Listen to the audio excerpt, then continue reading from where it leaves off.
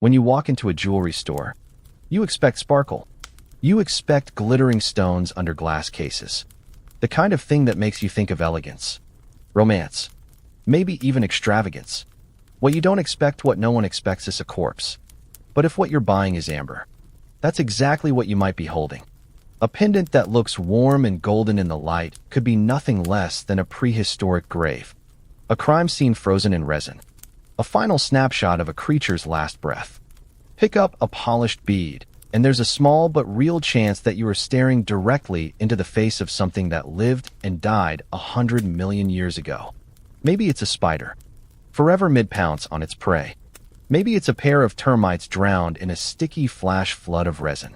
Or maybe it's something no scientist has ever seen before, some bizarre little creature that made one wrong move on the bark of a tree, zigged when it should have zagged, and paid for it with eternal imprisonment. Amber is, in the most literal sense, a time machine. And before you ask, now cannot extract DNA from amber and build a theme park full of resurrected dinosaurs. As delightful as the idea is, as much as pop culture has sold us the dream, nature is far less generous with genetic material.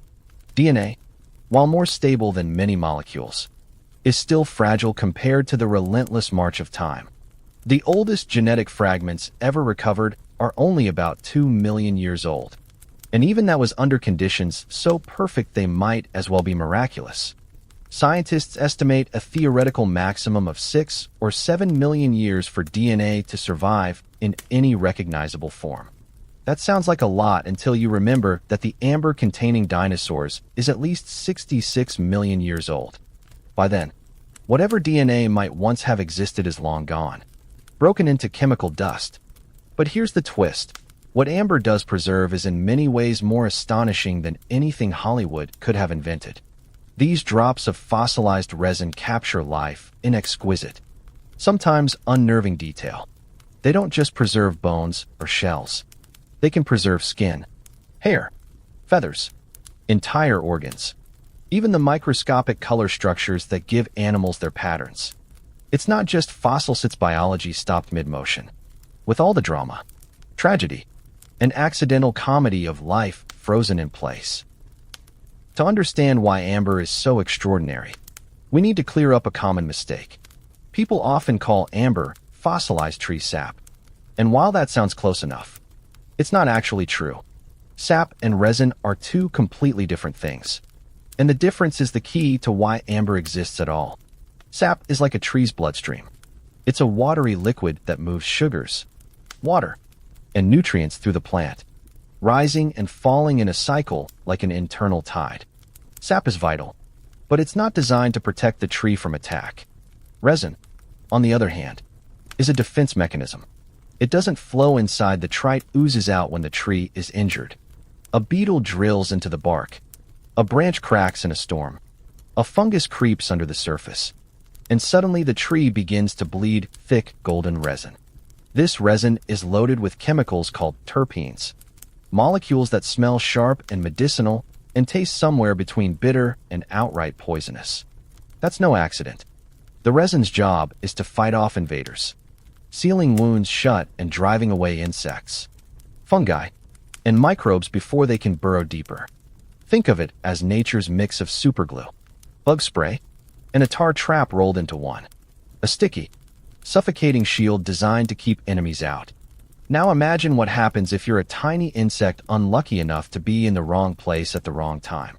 A drop of resin falls on you, and suddenly it's as if a swimming pool full of honey has been dumped over your head. The more you struggle, the deeper you sink. In seconds, you are trapped in a golden prison.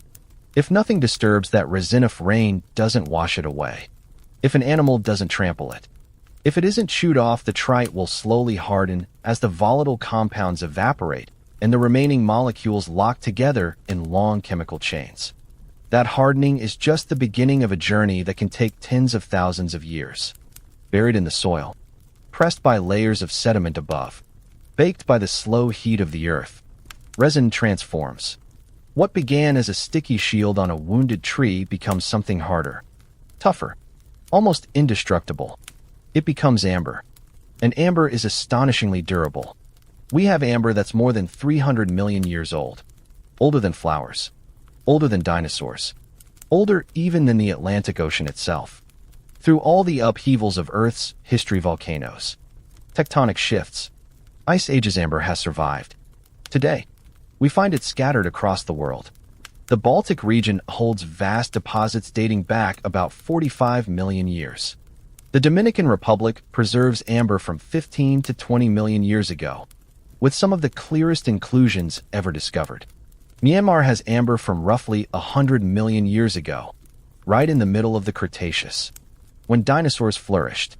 And the oldest amber ever found, from Illinois, is an incredible 320 million years old, a time when giant millipedes longer than a person crawled through swamps and the largest predators on land were enormous amphibians. Most amber is empty, just hardened resin. No passengers inside. But every so often, fate aligns. A drop of resin traps a creature. The resin hardens. The earth seals it away. And millions of years later we discover it. When that happens, it's not just a fossil. It's a story, sometimes tragic, sometimes comic, always astonishing, written in gold. The very first creatures to be caught in amber weren't mighty dinosaurs or exotic reptiles. They were the smallest of the small mites. Flies. Tiny specks of life, so delicate that under ordinary circumstances they would have vanished without a trace. And yet, because of amber, they are still here, waiting for us. One of the earliest amber inclusions we've ever discovered dates back over 230 million years, to the Triassic period, when the very first dinosaurs were beginning to walk the earth. Inside those amber pieces were mites, tiny arachnids smaller than the head of a pin and the faint impression of a fly. At first glance it may sound underwhelming. Who gets excited about mites? But when scientists peered through microscopes, the level of detail was staggering. These creatures were preserved so precisely that even their feather-like claws could be seen. Their segmented bodies were intact. Their mouthparts, the delicate tools they used to pierce plant tissue, were still there after 200 million years. Imagine staring at something so small you'd normally miss it on a leaf, yet being able to see its anatomy as though it had been alive yesterday. That is the power of amber. And there's another reason these discoveries matter. Mites like these are still around today, chewing on leaves, making strange galls, shaping ecosystems in tiny, invisible ways.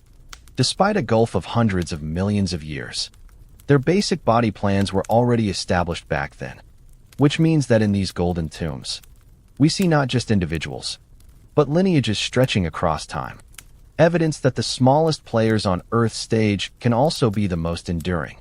If you stop and think about it, the perspective is humbling. To a mite, a drop of resin was the end of the world. It was like standing under an Olympic-sized swimming pool filled with glue, watching it collapse on you in slow motion. There was no escape. Their tragedy, however, is our treasure, because from their loss we gain knowledge. Fast forward 100 million years, and the world had changed dramatically. The Cretaceous period was in full swing. Forests stretched across the land. The climate was warm and wet, and dinosaurs ruled every ecosystem. For a long time, people imagined those dinosaurs as scaly beasts, armored and reptilian. But hints began to appear that this image wasn't quite right. Fossil impressions suggested that feathers were more widespread than we'd thought. Evolutionary logic suggested the same. Still, hints and theories are not the same as proof. Proof came, dazzling and undeniable, from a piece of amber. In 2016, scientists announced the discovery of something extraordinary, a small piece of Burmese amber, about the size of a dried apricot, containing a dinosaur's tail. Not a fossilized skeleton, not a rock impression. A tail, still bearing skin and feathers.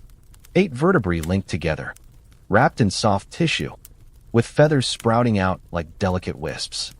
It was a dream made real.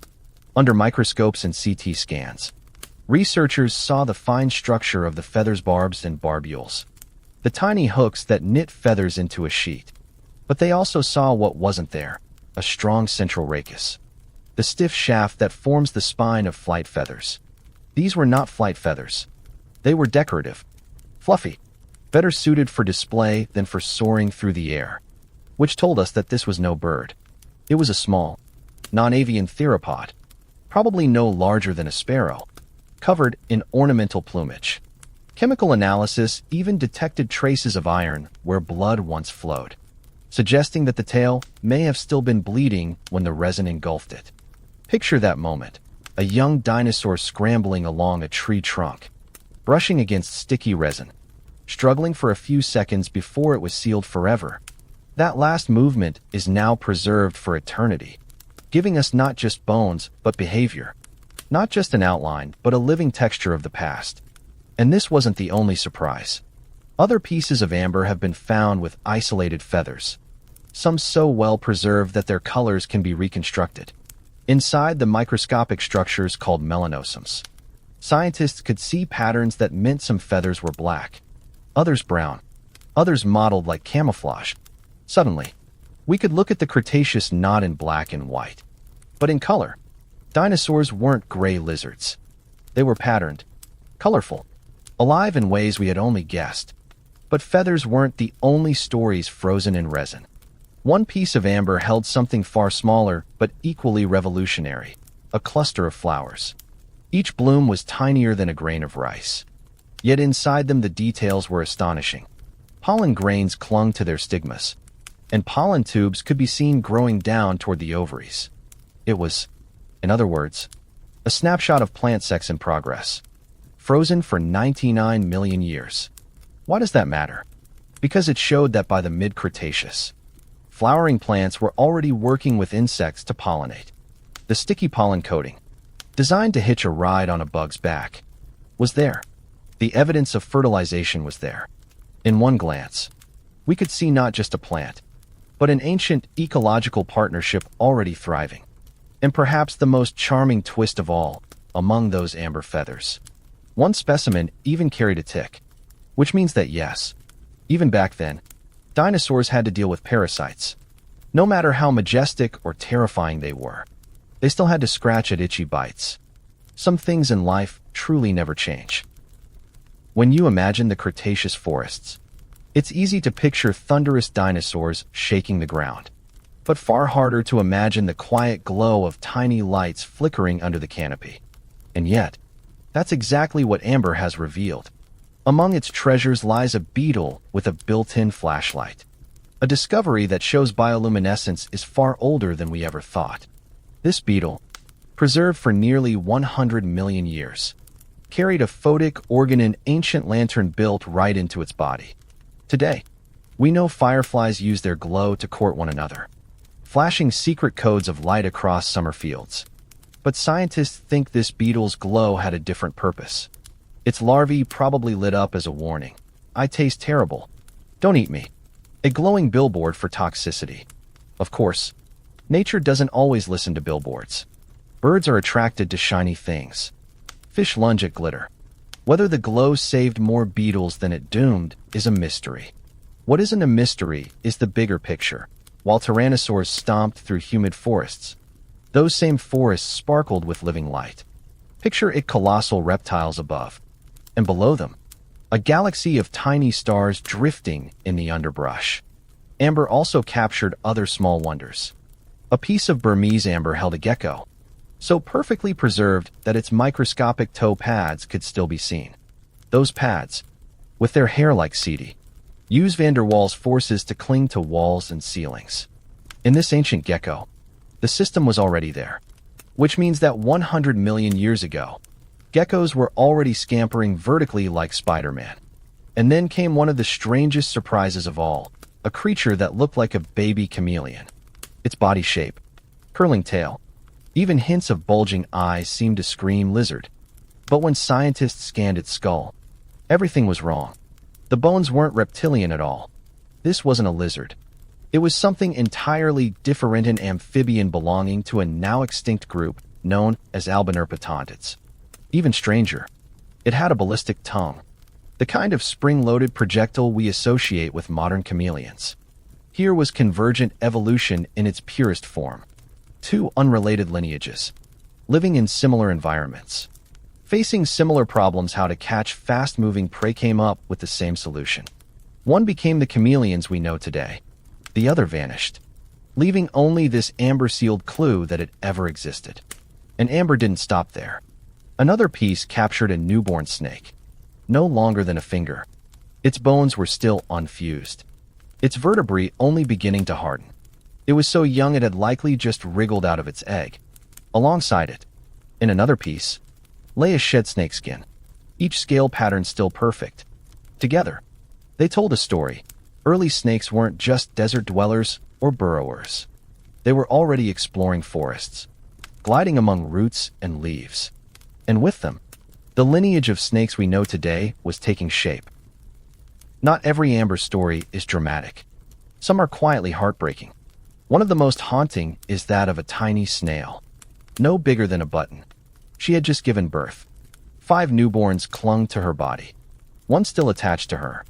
And then, at that exact moment, resin flowed over her, freezing the scene forever. For us, it's a window into evolution. Most snails lay eggs, but this one was viviparous. It gave birth to live young.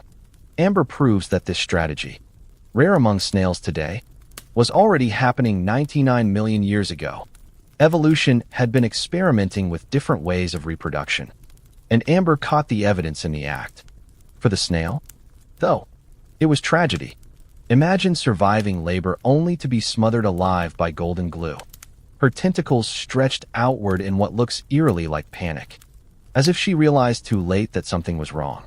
Life and death, captured in the same breath. Amber has revealed other snail oddities. 2. One species, Archaecyclotus, had a shell covered in microscopic hairs, each no thicker than a strand of spider silk. They may have helped it cling to wet leaves, or perhaps they provided camouflage, or even played a role in attracting mates. Whatever their function, they remind us that evolution is endlessly inventive and that amber has a way of recording even the strangest experiments. It's easy to think of amber as capturing only grand moments, dinosaur tales, ancient forests, creatures we recognize instantly.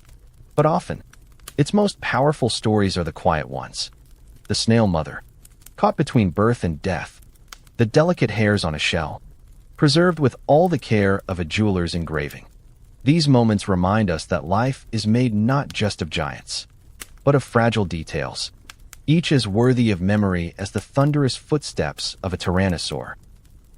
If amber is a time machine, then sometimes it doesn't just trap life, it traps action. Not the quiet stillness of a single creature, but the raw drama of predator and prey, locked forever in a moment of struggle. One such piece of amber shows a spider mid-hunt. The victim was a parasitic wasp, caught in the spider's web, its wings still extended as though frozen in mid-flight. Strands of silk crisscross the amber, binding the wasp, while the spider itself crouches nearby, fangs ready to strike. It is the oldest evidence we have of a spider attacking prey in its web, and it is astonishing not only because of the clarity, but because of the story it tells. The wasp was no innocent victim. Its species was known to parasitize spiders, laying eggs in their egg sacs so that the larvae could devour baby spiders as food. In a sense, this scene is poetic justice, the hunter becoming the hunted, the parasite undone by the very animal it tormented. Whether or not the spider knew its victim's sinister role doesn't matter. What matters is that in this tiny amber theater, we see vengeance written in silk. And then there are moments that are less terrifying and more awkward. Another piece of amber contains a harvestman, a relative of the daddy longlegs, preserved with its genitalia fully extended. Not exactly the legacy most creatures would hope for, yet scientifically invaluable. The details of its reproductive anatomy were so well preserved that researchers used them to classify it into a family. It's both hilarious and profound. An animal's most embarrassing moment became its eternal passport to scientific history. Amber does not discriminate. It does not wait for dignity. It captures life as it is, whether that means a battle to the death or an awkward attempt at reproduction. That's part of its strange, brutal honesty. Fossilized bones can tell us the size of a creature. Amber tells us how it lived, how it fought, how it loved, and sometimes how it fumbled.